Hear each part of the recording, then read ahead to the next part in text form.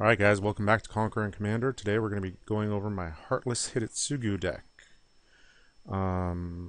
This was a deck list that came about because I needed a commander who could make games move quickly. I basically didn't have much time to get this deck together, and I just wanted something that could end games fast so I could get a few games in and get videos out to you guys, and Hidetsugu seemed like the right place to go. For the complete deck list, go to puremtgo.com. Look up my article series Conquer & Commander. You're going to see it nicely and neatly all right here. As you can see, it's a little bit of an artifact-heavy deck. You know, when I put this together, you know, all my decks that you see that I put together, they're not like the end-all be-all. They could all use a little extra work. This one probably more so than the rest, just because I didn't have as much time to put it together. But you know, it still did the job. So let's take a look at Hidetsugu. Essentially, he's a 5-mana mono red commander that can tap to deal damage to each player equal to half the player's life total rounded down. And so what he does is he does bring a little bit of hate, because nobody wants their life total messed with that quickly. But he also, gosh, why? Makes games really short. There's a few things we need to try and do when we run Hidetsugu. The first is, because he does damage you, we want to kind of minimize that damage. And that the easiest way to do that is by giving him lifelink equipment. The other thing we want to do is we want him to be able to tap as quickly as possible. So anything that can give him haste is helpful as well. Finally, there are some ways to double the damage that Hidetsugu can do, such that he basically takes away a player's entire life total. And we'll go over those real quick. Actually, I've only included 3 of those in the deck, and let's just talk about them right now. The first is Gratuitous Violence. The next is Furnace of Wrath. Finally, Overblaze is a one-shot instant that does the same.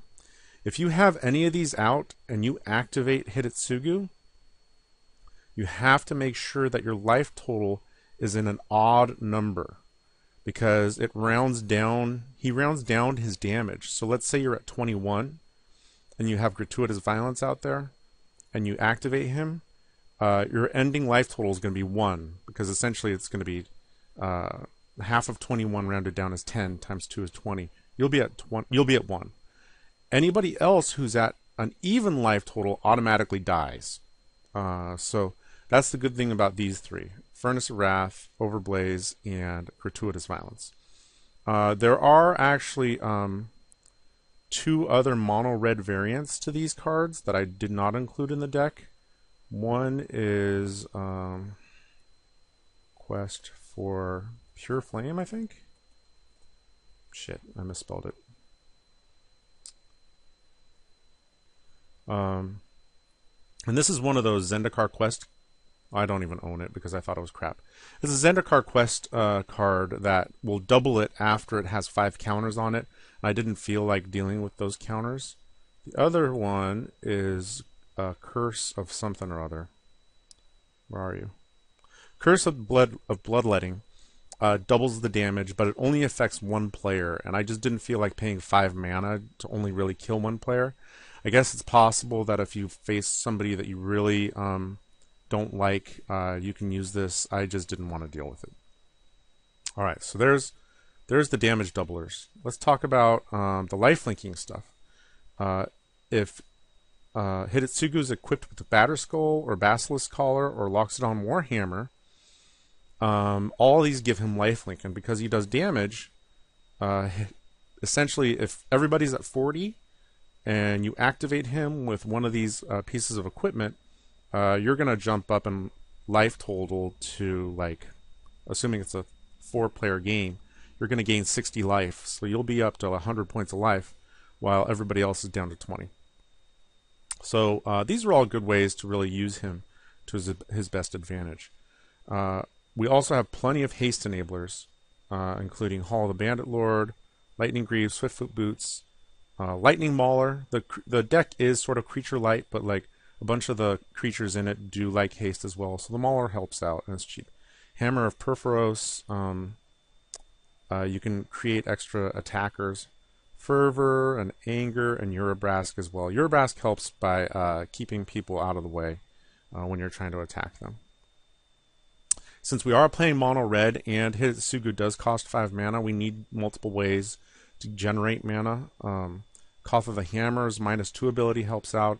Mana Crypt, Ruby Medallion, even though there are a lot of artifacts in this deck, the Medallion helps out a ton. Soul Ring, Mana Vault, Mind Stone, Caged Sun, Burnished Heart, Solemn Simulacrum, Gauntlet of Power, and Gauntlet of Might.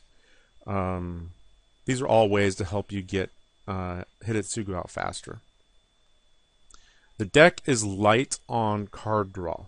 Right now, it's got Staff of Nin, Reforce the Soul, Chandra Pyromaster, who isn't technically card draw, but can use the 0 ability to essentially be able to play whatever you want. And almost everything is playable immediately. There's nothing that, like, other than I think Fork is in this deck. Almost everything else you can, play and not worry about it. And then Wheel of Fortune. I will be honest, the 2 things that this deck could use more of is card draw and mana ramp. Probably artifact mana ramp. But we'll talk about that a little more at the end. Now, because Hidetsugu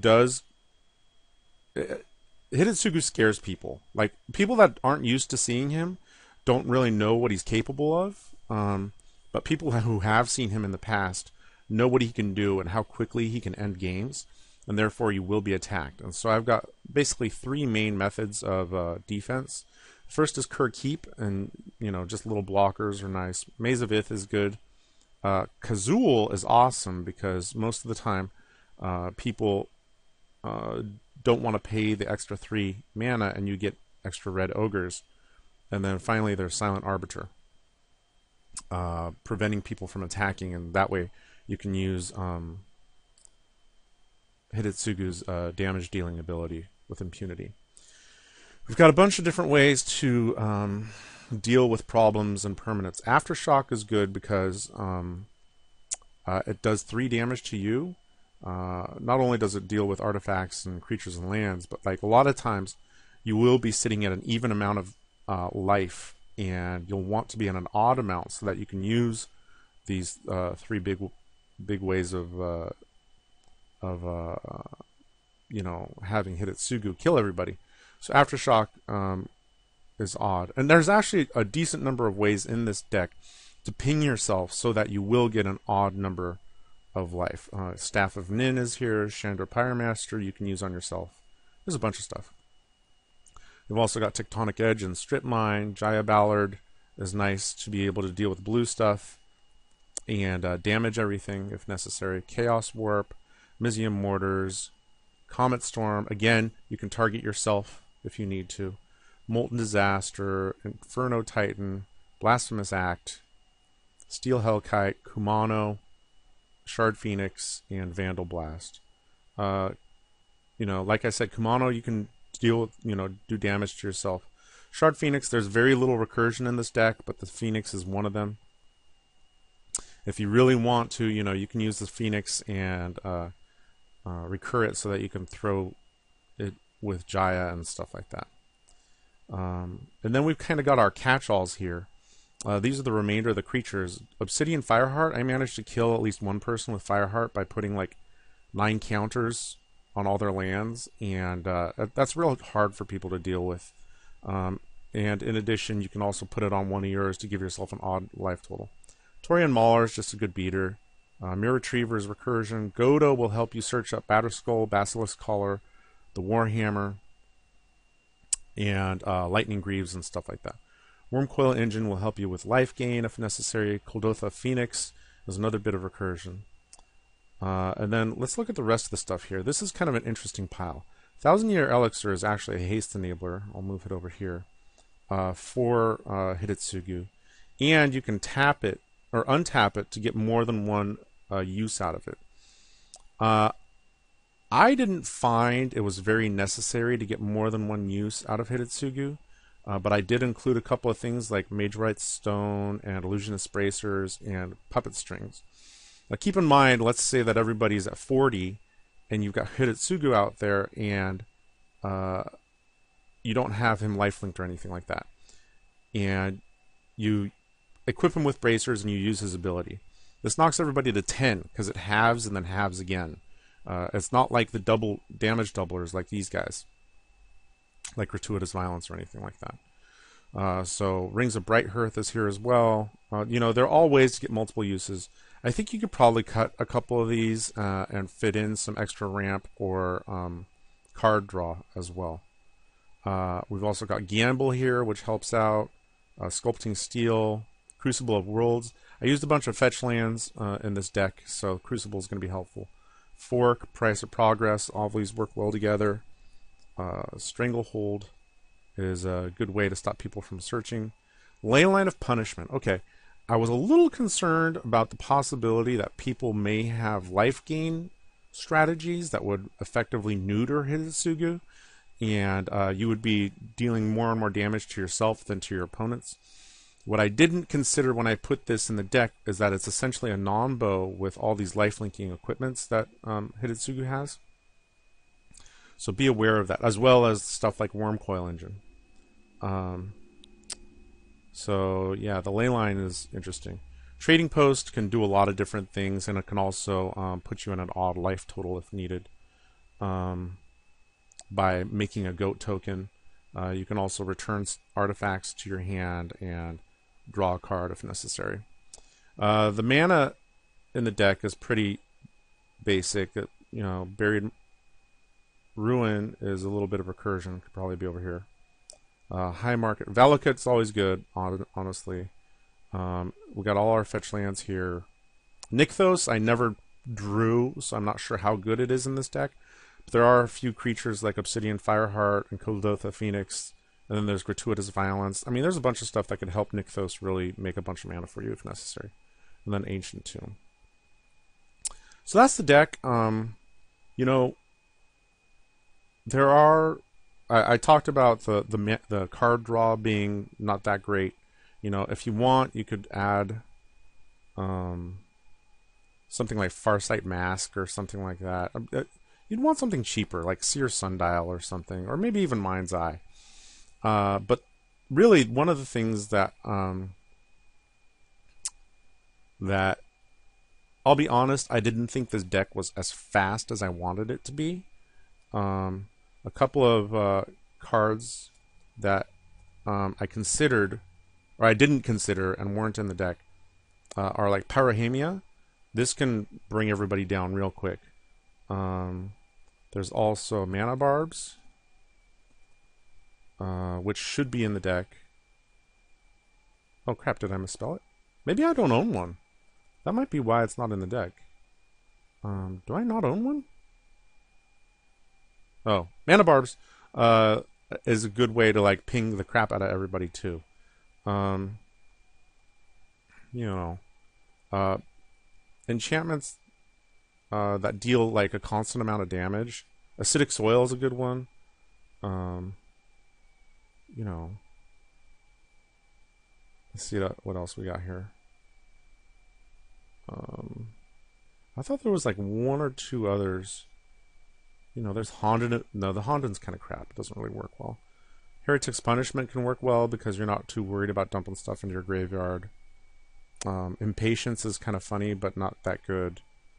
You know, because you're in mono red, you don't have a whole lot of like really good ways of doing this kind of stuff. Repercussion isn't bad. If you went the Repercussion route, you could, you know, add more earthquake effects, and that would really, really hurt people as well. Pyrostatic Pillar isn't bad. And then there's another one that I'm completely forgetting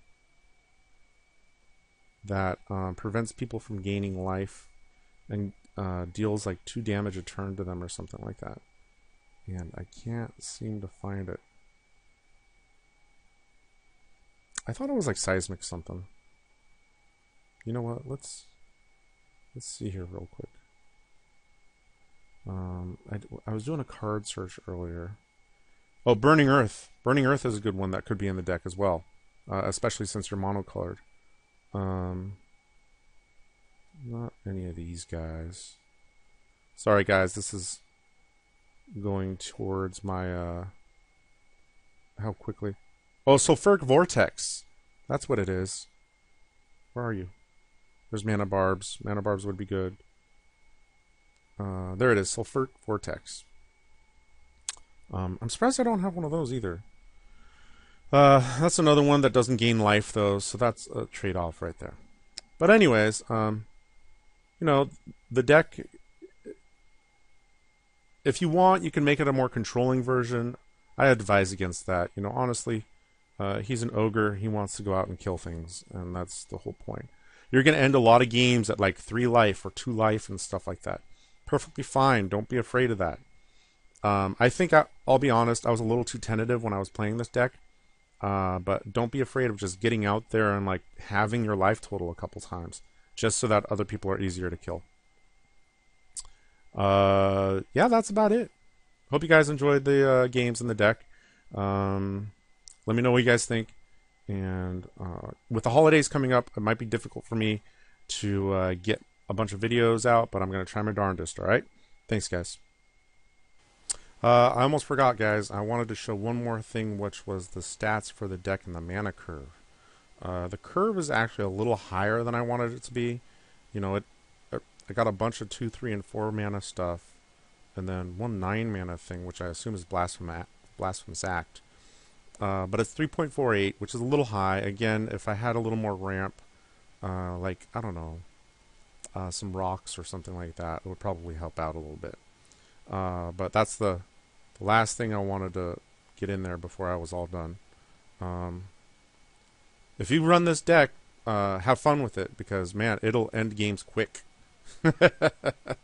Alright, guys. Thanks.